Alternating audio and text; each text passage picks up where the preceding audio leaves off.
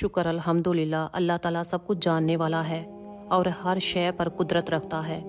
इसका मतलब ये है कि अल्लाह ताला आपकी आरज़ुओं से वाकिफ़ है और वो इन्हें पूरा करने पर भी कुदरत रखता है।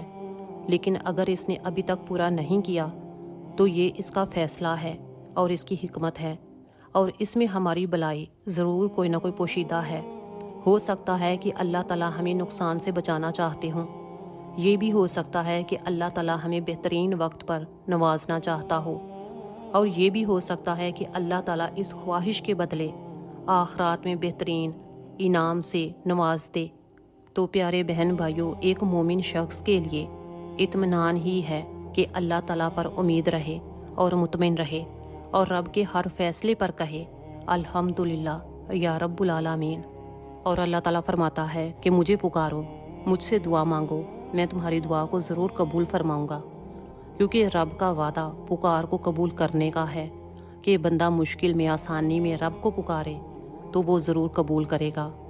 तो हम लोग असल में दुआ दिल से करते ही नहीं, बहुत परेशान होते हैं, उलझन में रहते हैं, लेकिन दुआ दिल से नहीं करते, दिल से दुआ नहीं मांगते। तो लिहाजा दिल से दुआ करें, यकीन और तवक्कुल के साथ दुआ मांगें।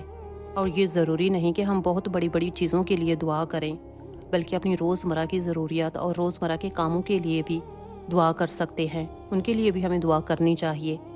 और ये बहुत बड़ी तौफीक होती है, बहुत फैज़ वाला वो इंसान होता है कि जिसको दुआ की तौफीक मिलती है।